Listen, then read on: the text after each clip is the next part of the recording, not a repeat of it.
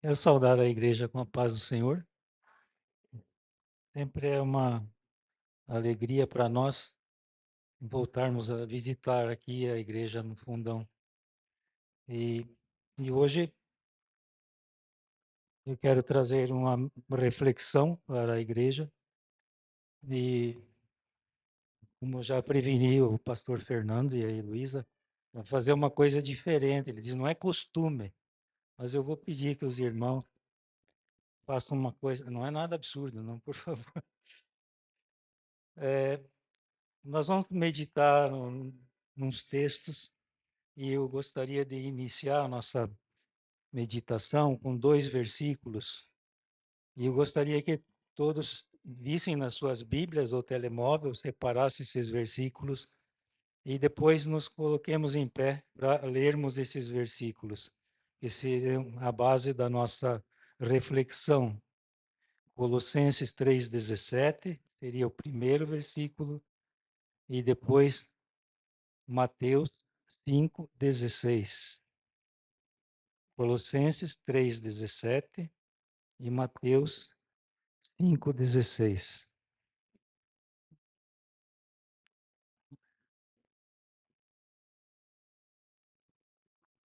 Podemos nos colocar em pé, quem puder ficar em pé naturalmente, tiver alguma dificuldade, sem problema.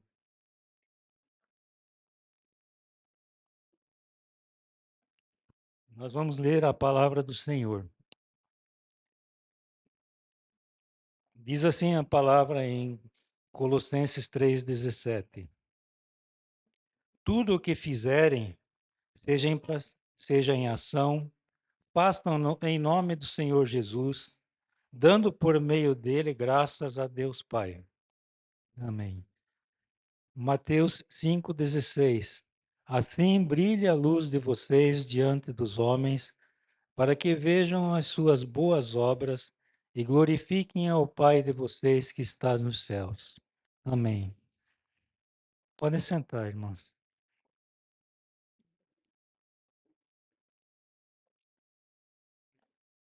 A nossa meditação hoje tem um título. O irmão podia colocar o título da meditação? Chamados às boas obras. Esse é o título que eu coloquei na nossa reflexão para hoje. Quando observamos o comportamento de alguém, um comportamento um pouco diferente do que estamos acostumados, né, facilmente nos pomos a imaginar o perfil daquela pessoa, não é assim?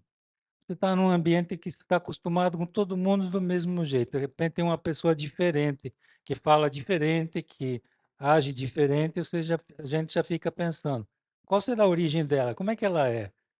Será que é só isso? É uma amostra ou ela é assim mesmo? É, esse impacto inicial que nós temos quando fazemos contato com alguém, fica gravado em nós, né? Não é assim quando começa a namorar, amor à primeira vista, pega e pega mesmo, né? Então, é, então nós ficamos pensando, né, qual é a origem, né? E o que essa pessoa falou, o que ela demonstrou, será que eu posso guardar para mim ou devo repudiar isso? Eu vou fazer uma análise, né? Isso é inevitável, nós fazemos isso. Mas essa análise que nós devemos fazer quando vemos uma outra pessoa agindo de tal e tal maneira, para nós cristãos, tem que ter um referencial. Qual é o nosso referencial para analisar qualquer coisa que acontece no mundo? É a palavra de Deus. Tem que estar de acordo com a palavra, a nossa, o nosso, vamos chamar assim, julgamento, mas não é no sentido de julgar para condenar, mas de avaliar o que está acontecendo, se nos convém ou não convém. Então, isso é importante. É o poder do testemunho. Como o irmão contou aqui o testemunho, certamente o testemunho desse impactou muita gente, né? O testemunho daquela irmã que foi curada impactou muita gente. O poder do testemunho. E quando se trata de relacionamentos pessoais, por isso que o nome da pregação ali é chamado de boas obras. Boas obras envolve tudo que se trata de relacionamento entre pessoas.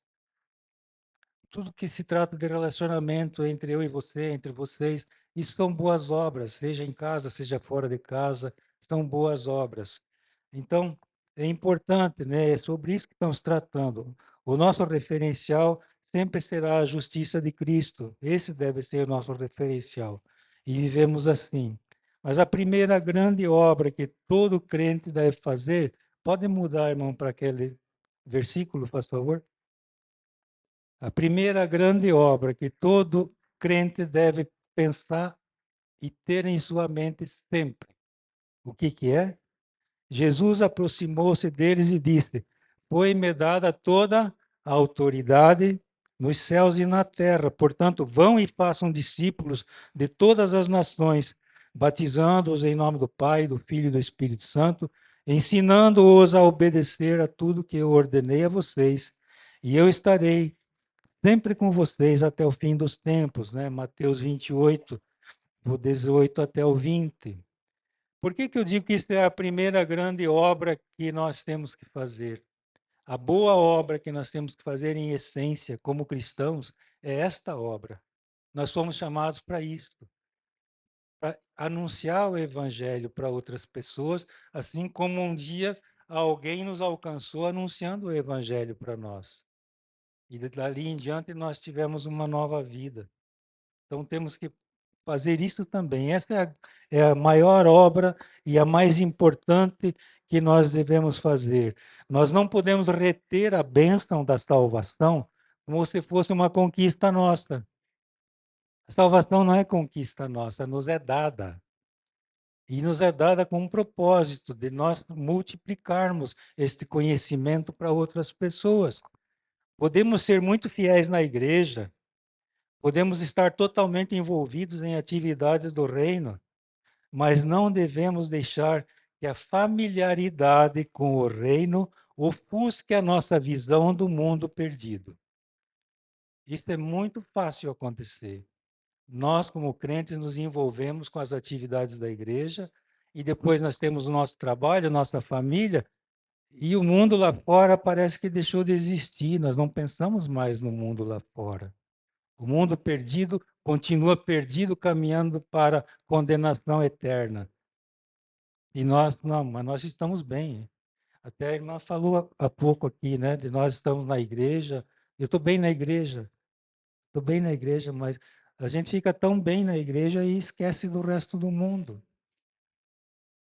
No seminário, até na matéria que nós temos de ética ministerial, essa é uma frase que a gente usa. Que o ministro da palavra não deve deixar que o seu cuidado com a palavra, o seu estudo, sua preocupação com a igreja, exatamente faça isso, ofusque dele a visão do mundo perdido. E nós, como crentes, temos que ter essa preocupação. Olha lá para fora, olha lá para fora. Olha para fora da janela da sua casa, quantas pessoas passando na rua. Quantos deles será que tem Jesus Cristo como Salvador? Quantos deles será que estão preocupados? E quando eu morrer, para onde eu vou? Quantos deles, né? Então, quantos deles não podem desfrutar disso que nós cantamos aqui sobre as promessas do Senhor? Não podemos nem contar, não podemos nem avaliar as promessas. Eles não sabem das promessas. Nós sabemos. Precisamos levar essa notícia. Se não fazemos isso, há alguma coisa errada em nós. Precisamos fazer isso. Essa é a obra primeira da vida de um cristão. É a obra primeira. Não deixe que, como a parábola do semeador, né, que a semente caiu onde tinha muitos espinhos e tudo. Não deixe que a tua vida fique coberta pelos espinhos do dia a dia e esqueça de olhar lá fora. Tomem cuidado com isso. E dentro das obras que nós temos que fazer,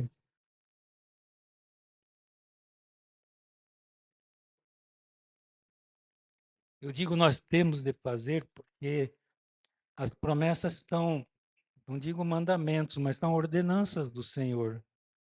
E o Senhor não ordena nada para nós que fosse impossível de fazermos. Também não ordena nada que não nos trouxesse também algum lucro, vamos dizer assim, lucro, no sentido de de melhoria, de crescimento espiritual, de alegria. Todas as obrigações, entre aspas, que Deus nos coloca, é para nos dar esta alegria. Assim como você tem um filho pequeno e ele gosta muito de chocolate, mas um dia você vai dizer que ele vai ter que comer brócolis. E vai brigar com ele, mas é bom que ele coma brócolis, porque precisa.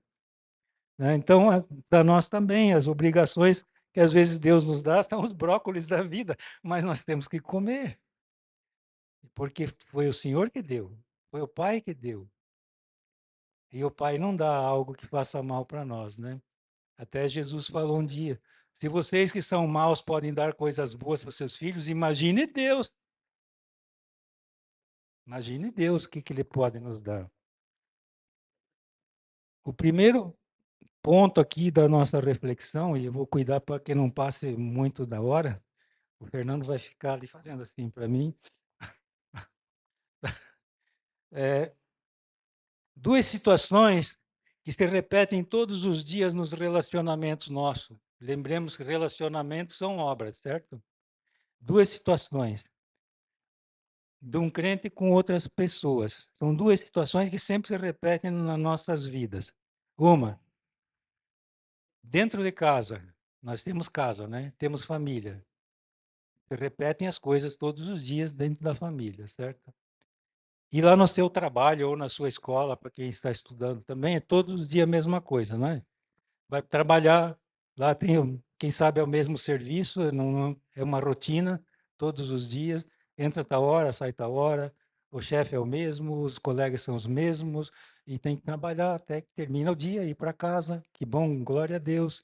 E em casa, amanhece, a família acorda, tem o pequeno almoço, quem sabe, uns às vezes têm que sair mais cedo, outros mais tarde, mas a rotina é a mesma, todos os dias.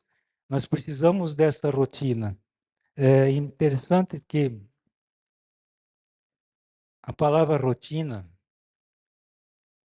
alguém vai dizer assim, não suporto rotinas. Não é esse o pensamento das pessoas do mundo? Geralmente as pessoas que seguem só os padrões do mundo não suportam rotina. Só que é uma afirmação sem pensar. Porque se qualquer pessoa parar para pensar na sua vida, existem muitas rotinas que ela não percebe. E são bênçãos na vida dela. Nós precisamos cuidar disso. Rotinas não suporto rotinas.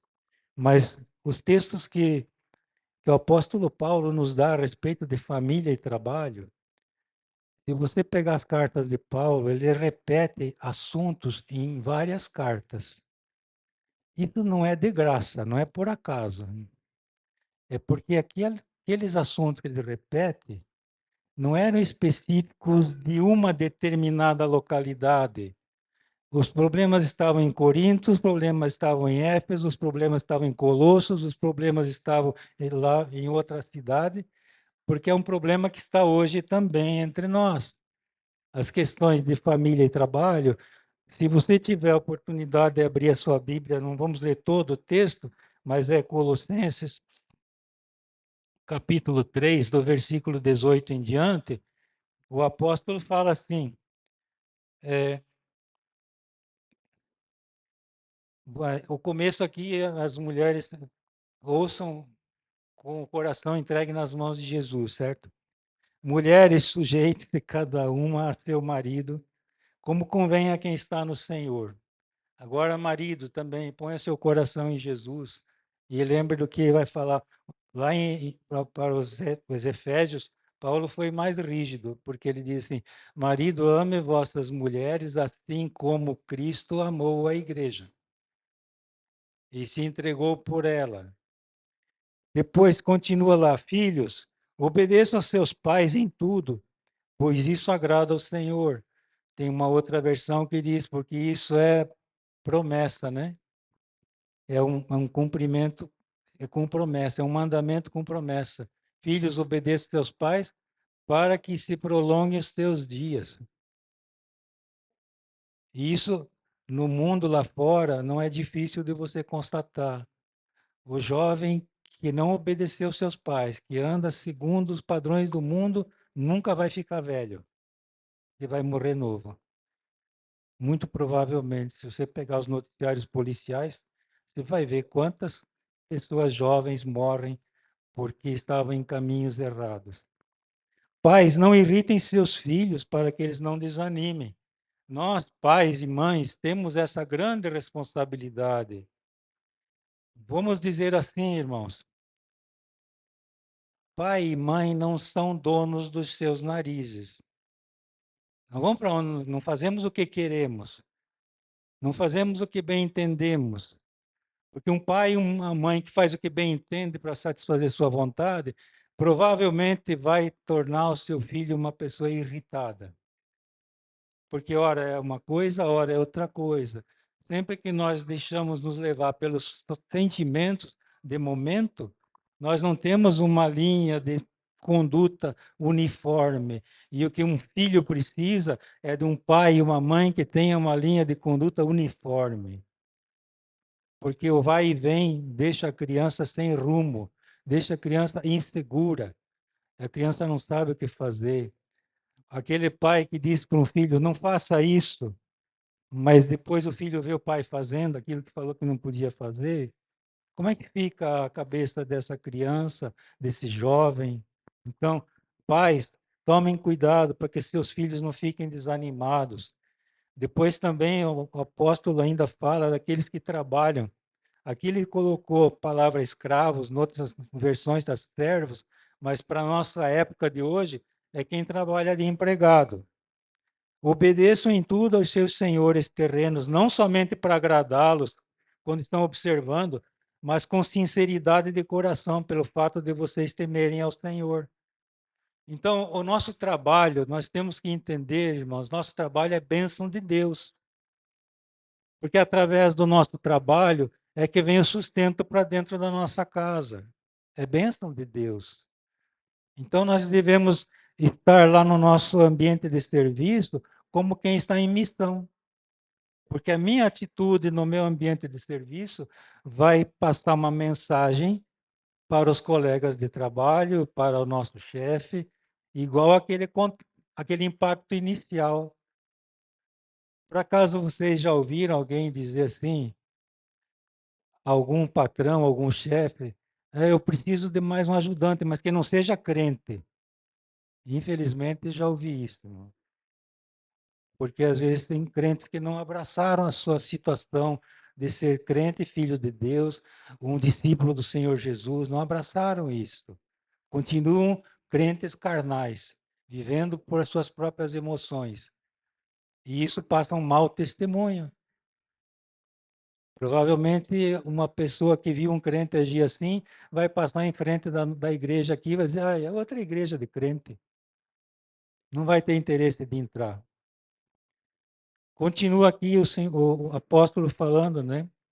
Tudo que fizerem, façam de coração, como para o Senhor. O seu serviço é para o Senhor. Se você fizer bem feito, o serviço está glorificando a Deus. Você trabalha no comércio, atenda bem o cliente, seja cativante. Atenda a necessidade daquela pessoa. Uma coisa que aqui em Portugal nos chamou a atenção foi a forma como as pessoas das farmácias nos atendem. Porque os que estão atendendo na farmácia não estão só interessados em vender remédio e te mandar embora para atender outro cliente. A maioria dos que nos atenderam para nos ajudar a resolver problemas. Para nós entendermos o remédio, tudo. Gastaram tempo. Tinha fila, mas era a nossa vez, nos atendia assim. Então precisa que nós tenhamos esse tipo de comportamento. Depois continua aqui, que nós estamos servindo ao Senhor. Então precisamos entender que tudo que fazemos é como fazemos para o Senhor. E a nossa atitude deve fazer com que as pessoas digam, oh, graças a Deus. Isso é importante, né? Nós tenhamos assim. Quem é chefe, por exemplo, se você tem um cargo de chefia na tua empresa, onde você trabalha, quem é chefe, ó, deem aos seus subordinados o que é justo e direito. sabendo que vocês também têm um Senhor nos céus. Então, nós temos Senhor nos céus, mas se somos senhores de um grupo de pessoas, temos que entender que o nosso relacionamento com eles tem que ser de uma forma cuidadosa, muito cuidadosa, do jeito que o nosso Senhor cuida de nós. Então, rotinas, né? Rotinas do trabalho, rotinas da casa, são necessárias. Dizer que não gosta de rotina, como eu falei, é uma afirmação descuidada. Rotinas são a base do sucesso de qualquer projeto humano. Alguém pode dizer que não é? Você tem um projeto da tua vida, se você não tiver uma rotina, não vai chegar no fim nunca. Não vai. Não tem jeito. Tem que ter rotina. A vida é feita de rotinas. As rotinas nos permitem alcançar os objetivos, né? Se você quer atingir um grau elevado de formação, o que você vai precisar fazer? Ir para a escola. Quem sabe estudar meses ou anos a fio para chegar naquele nível que você quer, certo? Se você quer ter um crescimento espiritual, o que você vai ter que fazer? Ter uma rotina de oração e leitura da palavra. Se você não tiver essa rotina, a tua espiritualidade, a nossa espiritualidade vai ficar sempre rasa. E assim, a rotina é muito importante, né? Nós precisamos ter essa rotina. Em tudo tem que ter rotina, né? E Cristo é a nosso padrão de rotinas espirituais, não é? Em oração, Jesus volta e meia saía para orar. Ia orar sozinho. Mas Jesus é Deus, ele precisava orar por quê? Não, Jesus orava. Nós temos também que sempre guardar na cabeça que um dogma da igreja cristã. Por que dogma? Porque não tem uma exposição muito clara na palavra, é um dogma. Jesus Cristo é 100% homem e 100% Deus. Não é metade de cada um. É 100% homem e 100% Deus. Lá na teologia chama-se isso de união hipostática, união de duas naturezas diferentes. Mas Jesus orava como homem, e às vezes ele estava falando com o Pai, ele sabia que estava falando com o Pai, mas Jesus é Deus também, né? Então vem aquela dificuldade de entender a Trindade, né? Como é que se entende a Trindade? Mas independente disso, você pode orar falando o nome de Jesus, pode orar falando do Espírito Santo, pode orar falando Deus, que você está falando com a mesma pessoa, pode ter certeza. Mas vai te atender como o testemunho que o irmão falou aqui. Como é que é? O meu Jesus vai me perdoar e vai me curar. E caminhem com essa fé. Batei e abrir-se-vos-á, buscai e achareis. Assim que o Senhor está falando, da persistência. Persistência demonstra fé. Quem que persiste num projeto? Quem acredita no projeto. Senão não persiste, né? Vamos mais para frente. Outra, outra situação de boa obra são oportunidades que Deus nos dá de manifestarmos generosidade. Generosidade tem que ser uma característica da vida do cristão. Porque ele vive de receber tanta coisa. Recebeu a salvação. Nós reconhecemos que tudo que nós temos vem do Senhor. Será que nós não podemos, digamos, tirar do nosso coração um sentimento de generosidade para com os outros? Há relacionamentos que são oportunidades de manifestarmos generosidade, de nos colocar como canais do amor de Cristo pelos necessitados. Não foi assim que a igreja se colocou no tempo dos incêndios? A igreja se colocou à disposição para ajudar o que fosse necessário? Generosidade. Generosidade do corpo, tentando ajudar aquilo que for necessário. Precisamos fazer isso, né? Veja bem essa frase, depois vocês vão entender. A generosidade é uma boa obra que se realimenta pela ação de Deus. Vamos ver o que falam alguns versículos sobre esse pano de fundo da generosidade. 1 Timóteo 6,7 é só um versículo curto, diz assim: Pois nada trouxemos para este mundo e dele nada podemos levar. Quem chegou neste mundo com alguma coisa? Nada. Chegamos com nada. E quem pretende sair daqui levando alguma coisa? Não dá. Como o pessoal brinca, né? Diz que caixão de defunto não tem gaveta. Não dá para guardar nada para levar. Não tem como. Não vamos levar nada. Tudo que nós temos, nós recebemos. E quando formos embora, vai ficar para alguém que vai fazer bom uso ou mau uso, não sei. Mas aí já não está mais na nossa responsabilidade. Diz também em 1 João 3,17: Se alguém tiver recursos materiais e vendo seu irmão em necessidade, não se compadecer dele, como pode permanecer nele o amor de Deus? Como é que eu posso dizer que eu tenho o amor de Deus se eu olho alguém necessitado e fecho a mão e faço de conta que não ouvi, faço de conta que não vi, faço de conta que não conheço? Como pode ser? Onde é que está o amor de Deus? Estou negando o amor de Deus na minha vida. Isso é mal, irmão, é muito mal. O testemunho disso é muito ruim. Pode desandar uma série de consequências que aquela pessoa que precisava de ajuda e não recebeu e sabe que eu sou crente, o que ela vai pensar dos crentes? Ah, os crentes fazem uma fantasia, ser crente é uma fantasia. Se reúnem lá na igreja e ficam animados e tal e tudo, mas quando sai porta fora é a mesma coisa que qualquer outra pessoa.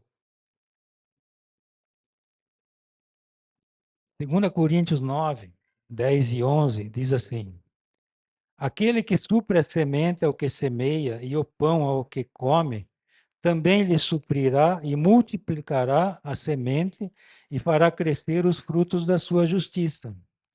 Vocês serão enriquecidos de todas as formas para que possam ser generosos em qualquer ocasião, por nosso intermédio, a sua generosidade resulta em ação de graças a Deus. Esse texto aqui está num contexto todo em que Paulo está falando de uma oferta que iam tirar para levar para os necessitados em Jerusalém. Então, Paulo está falando ali para os coríntios, né, sobre isso, dizendo assim para os coríntios: aquele que semeia, que supre a semente é o que semeia. Está falando de Deus, né? É Deus supre o nosso recurso financeiro, no caso aqui específico, para que nós possamos abençoar vidas. Estão semeando, certo? Deus está fazendo isso, Ele está suprindo. Daí ele continua falando assim: vocês serão enriquecidos de todas as formas para que possam ser generosos em qualquer ocasião. Isso é importante também. O suprimento que Deus nos dá como recompensa porque nós ajudamos alguém é para que nós possamos continuar ajudando pessoas. Ah, eu vou dar oferta na igreja, eu vou ofertar naquela instituição de caridade, porque eu quero construir uma casa nova para mim. Não é por aí. Eu vou ofertar porque amanhã depois vai ter outro para ofertar e eu quero ofertar também. Vai aparecer outro necessitado e eu vou querer ajudar também. Então, é esse o sentido quando eu disse aqui nessa frase que é uma boa obra que se realimenta pela ação de Deus. Quando você oferta, aquele cofrinho ficou vazio, mas ele vai ser alimentado pela ação de Deus para que esse cofrinho possa servir para ajudar mais alguém. Isso, se o teu coração for esse tipo de cofre, de que o que vem para você também é para dividir com os outros. Então, precisamos ter esse pensamento, generosidade. Chegamos nesse mundo sem nada e vamos sair sem nada também. Continuemos um pouco mais para frente. Então, Deus vai realimentando, né? Vocês serão enriquecidos de todas as formas, para todas as ocasiões. E uma coisa importante quando você faz uma ação de generosidade, que o apóstolo Paulo fala aqui no final desse versículo 11. A sua generosidade resulte em ação de graças a Deus. Quando você dá algum benefício para uma pessoa necessitada, muito provavelmente ela vai dizer graças a Deus. Isso é importante, é Deus presente, é o reconhecimento dessa pessoa que foi Deus que fez isso. Isso é muito importante, engrandecer o nome de Deus nessas situações, nas pequenas situações. Como é que você passou o dia, irmão? Ah, passei muito bem, graças a Deus. Quando a gente não é crente, quando não era crente, a gente costumava dizer até amanhã, graças a Deus, só que era mero cumprimento, né? Depois que nós nos tornamos crentes, até amanhã, se Deus quiser, né? Passei bem, graças a Deus, né? Nós sabemos disso, né? Tem pessoas que não são crentes quando a gente fala assim, até amanhã, se Deus quiser. Ah, vê se Deus não vai querer. Claro que quer. Bom, mas não sei se ele vai querer ou não vai. Se ele não quiser, vai ser melhor para mim, porque a vontade dele vai ser feita. Se ele quiser, vai ser melhor para mim, porque a vontade dele vai ser feita. Temos que entender isso. Estamos nas mãos de Deus, né? E Deus precisa ser exaltado através das nossas vidas. Devemos fazer isso. Não que Deus precise, que seja uma necessidade dele. Não, Deus não tem essa necessidade. Deus é totalmente autossuficiente. É nós que precisamos nos chegar a Ele. Como um pai que atrai o seu filho para perto de si, não porque o pai esteja necessitando da presença do filho, mas porque o pai sabe que o filho vai ser abençoado com uma palavra, com um apoio, com um abraço, e o filho vai ser abençoado com isso, vai ser fortalecido com isso. É assim que Deus nos quer para perto dele, porque as bênçãos vêm do Senhor. Não que, Deus é egoísta, tudo para ele, tudo para ele. Sim, que nós possamos dar tudo para ele. Como nós cantamos aqui, né? Entregamos nossas vidas nas mãos do Senhor. Será que entregamos sempre? Ou às vezes nós temos uma gavetinha separada? Não é difícil, né, irmão? A gente volta e meia tem uma gavetinha separada. Bom, mas também nós temos que pensar nessas boas obras que fazemos, na qualidade da obra que fazemos. Será uma obra duradoura? O apóstolo Paulo também escreve aos Coríntios, no capítulo 3, do versículo 11 ao 15. Ele diz assim: porque ninguém pode colocar outro alicerce além do que já está posto, é Jesus Cristo. Então não tem outro alicerce. Se você quiser recomendar alguém que comece a sua vida com uma base boa, comece em Jesus Cristo. É o único alicerce seguro que não vai falhar. Comece em Jesus Cristo. Se alguém constrói sobre alicerce usando ouro, prata, pedras preciosas, madeira, feno ou palha, a sua obra será mostrada, porque o dia, está escrito dia com letra maiúscula, é o dia final, o dia atrará a luz, pois será revelada pelo fogo e provará a qualidade da obra de cada um. Né? Se o que alguém construiu sobre aquele alicerce, se alguém construiu permanecer, esse receberá recompensa. Se o que alguém construiu se queimar, esse sofrerá prejuízo. Contudo, será salvo como alguém que escapa através do fogo. Mas a pessoa que foi alcançada com aquela obra que fez, não vai ser alcançada na sua totalidade, porque aquela obra desapareceu. Então, não foi uma obra feita no sentido de durabilidade. Às vezes foi uma questão passageira. Isso pode acontecer, irmãos, nós darmos conselhos ou ajuda para as pessoas que é passageiro. Não tem um ditado que eu acho que é chinês, que diz assim: não dê o peixe para a pessoa, ensine a pessoa a pescar. Se você ensina a pessoa a pescar, ela vai ter condição de ter sustento a vida toda. Mas se você dá um peixe, mata a fome de momento e depois ela não tem mais o que fazer, vai sentir falta. E quando nós fazemos alguma coisa para alguém, precisamos pensar nisso também. Qual é o tipo de necessidade que a pessoa tem? Às vezes a necessidade da pessoa não é você pôr a mão no bolso e tirar uma moeda, quem sabe, de €1 e dar para ela. Resolver o problema dela para tomar um cafezinho, quem sabe. Talvez nem cafezinho não dê para tomar hoje com €1. Em alguns lugares não dá. Mas é passageiro. Foi uma boa obra? Foi, de fato, mas passageiro. Mas o que mais essa pessoa precisava? Quem sabe se ela não precisava somente de alguém para escutá-la? Alguém para dar uma palavra de apoio, de consolo? Para dar uma palavra de esperança da palavra de Deus? Então temos que ver isso também, né? Porque fica passageira a coisa. Você matou a fome do momento, que nem a questão do pescar, né? Precisamos ver. Então, diz assim, o, ainda o apóstolo aqui, né? Em tudo o que fiz, mostrei a vocês, mediante trabalho árduo, que devemos ajudar os fracos, lembrando as palavras do próprio Senhor Jesus, que disse: a maior felicidade em dar do que receber. Então, ainda voltando à questão da generosidade, né? É melhor dar do que receber.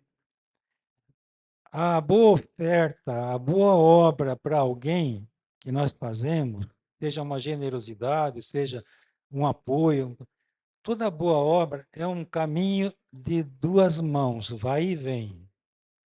A boa obra é um caminho de duas mãos, vai e vem. Mas, pastor, o que você está dizendo? Estou dizendo assim, irmão. Se você está com o coração entregue nas mãos de Cristo e vai fazer uma boa obra para alguém, segundo os padrões de Cristo, não só a pessoa que vai receber a boa obra vai ser abençoada, você também vai ser abençoado. É um caminho de duas mãos, vai e vem. Fazer uma boa obra é um caminho de duas mãos. Agora, existem boas obras que são de uma mão só. As boas obras feitas por outros interesses, a não ser, não abençoar exatamente a pessoa que vai ser alvo. Aqui não sei se acontece, né? Mas no Brasil a gente via no tempo das eleições, principalmente eleições para vereadores, os vereadores chegam mais perto das pessoas, né? E vereadores que faziam campanha para doar cadeira de roda para uma pessoa necessitada, para pagar tratamento dentário para outra. Mas o que o vereador queria? O retorno era o voto que ele queria, certo? A pessoa que recebeu a cadeira de rodas, recebeu o tratamento dentário, recebeu qualquer ajuda, ela foi abençoada. Mas o que deu, não recebeu a compensação do seu efeito, da importância do ato que ele estava fazendo. Porque a importância daquele ato para ele era de ter um voto a mais. Não era realmente abençoar. Ele estava usando a boa obra como um subterfúgio para tentar ganhar alguma coisa para si mesmo. Então, a boa obra tem duas mãos, né? Se ela for feita segundo os padrões de Deus, tanto quem recebe quanto quem dá vai ser abençoado. Vai ser totalmente abençoado. Mas se a intenção do doador não é compatível com a justiça de Cristo, ele não será abençoado. Tem um texto famoso lá em Mateus capítulo 7, versículo 21 a 23, que eu acho que todos devem lembrar. Naquele, nem todo aquele que me diz, Senhor, Senhor, entrará no reino dos céus, mas apenas aquele que faz a vontade do meu Pai que está nos céus. Muitos me dirão naquele dia, Senhor, Senhor, não profetizamos em teu nome? Em teu nome não expulsamos demônios, não realizamos muitos milagres? Então eu lhes direi claramente: não os conheci. Afaste-se de mim, vocês que praticam o mal. Palavra do Senhor Jesus. Então precisa que o coração esteja nas mãos do Senhor, não só o nosso desejo de fazer coisas, quem sabe, por outras, com outros objetivos, de se tornar, quem sabe, mais conhecido, mais famoso, né? O pastor vira um pastor pregador que faz questão de fazer show, vamos dizer assim, para ser atrativo. O que ele ganha com isso? A mesma coisa que Jesus falou daqueles que oravam em pé nas esquinas, né? Eles já foram recompensados, eles queriam ser vistos, já foram. Tá bom, está resolvido o problema deles. Se era isso que eles queriam, está resolvido. Então, irmãos, concluindo agora, irmão, pode pôr o último versículo, faz favor. Concluindo aqui a nossa reflexão, cabe agora uma autoanálise para nós. Ver esses versículos todos que nós lemos aqui, esses exemplos que foram citados, as coisas todas.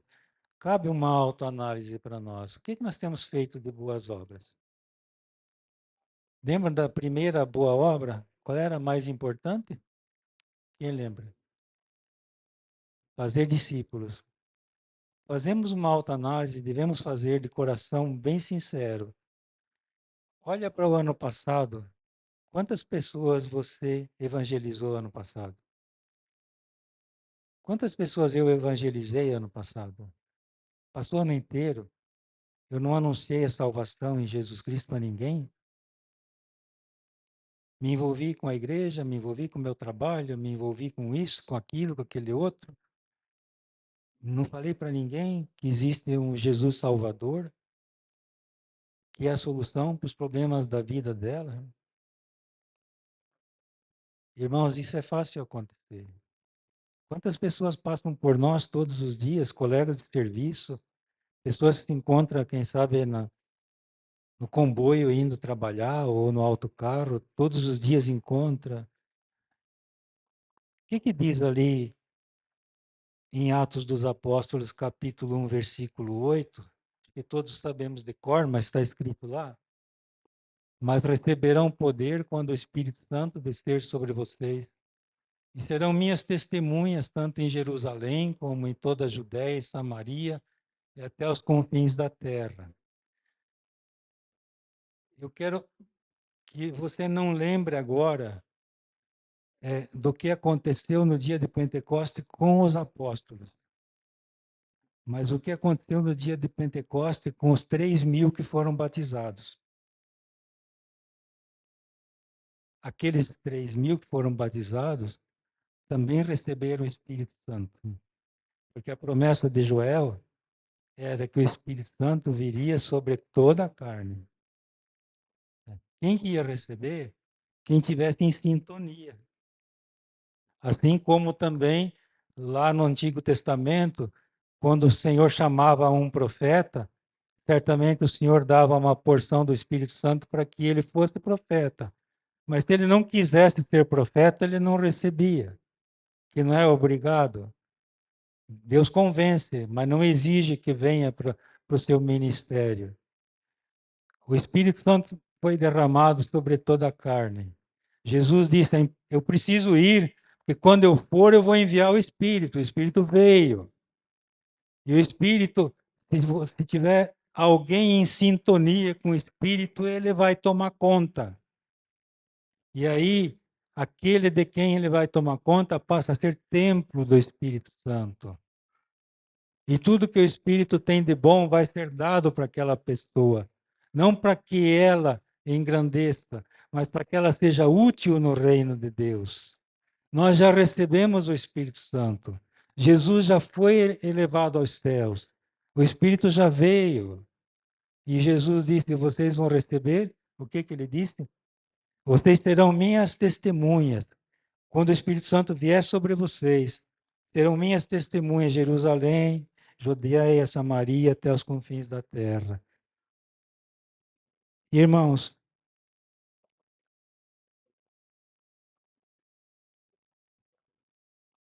de nada temos falta para cumprir a grande comissão. Nós sabemos quem é o Salvador, nós já recebemos o Salvador, nós temos o Espírito Santo em nós, sabemos que a mensagem que vai ser levada para as pessoas certamente vai proporcionar a essa pessoa também chegar à salvação em Jesus Cristo, também receber perdão dos seus pecados, ter uma nova vida, ser também mais uma pessoa que vai multiplicar o conhecimento da palavra e da salvação para todos. Isso é amar os outros, amar ao próximo como a ti mesmo. Eu gosto de mim, você gosta de você? Então goste do outro como você gosta de você também. Se eu gostei de receber a salvação, também certamente as outras pessoas gostarão de receber a salvação. Então precisamos tomar esse cuidado. O Senhor nos abençoe, irmãos, que esta palavra, que é uma palavra que é para nós, né, crentes, talvez seja uma palavra de exortação, mas é uma palavra para nós, é palavra de Deus. Né? Que o Senhor nos abençoe e que possamos realmente fazer com esta palavra seja vida em nós. Baixe sua fronte, vamos orar, encerrando esse tempo aqui. Pai Santo, Deus poderoso, obrigado, Senhor, por esse tempo que passamos aqui, Senhor, em contato com a tua palavra, em contato com o teu Espírito, Senhor Deus. Certamente teu Espírito vem falando conosco através das palavras, Senhor Deus, que o Senhor deixou para que nós pudéssemos conhecer a tua vontade. Peço a tua bênção, Senhor Deus, sobre essa igreja, e cada irmão e irmã aqui que faz parte dessa igreja possa realmente, Senhor, ser luz e sal nesse mundo, e que as suas boas obras sejam vistas, ó Deus, por relação que aqui está em volta, e sejam contaminados, ó Deus, contagiados com, com a tua presença, com o teu amor, Senhor Deus. E mais pessoas venham lotar, Senhor Deus, lotar esse espaço. Que esse espaço seja pequeno, Senhor, porque as pessoas vêm aqui certamente para procurar a tua presença, Pai, porque será vista através desses irmãos e dessas irmãs que aqui estão congregando, Senhor. Muito obrigado, Deus, pelo teu cuidado com eles que tem demonstrado durante esses 2 anos, ó Deus, e certamente aquele que começou a boa obra vai até o fim, nós sabemos disso. Louvado seja o teu nome, Deus. E nós oramos te agradecendo, Pai, em nome de Jesus. Amém, Senhor. Amém, Pai. Amém.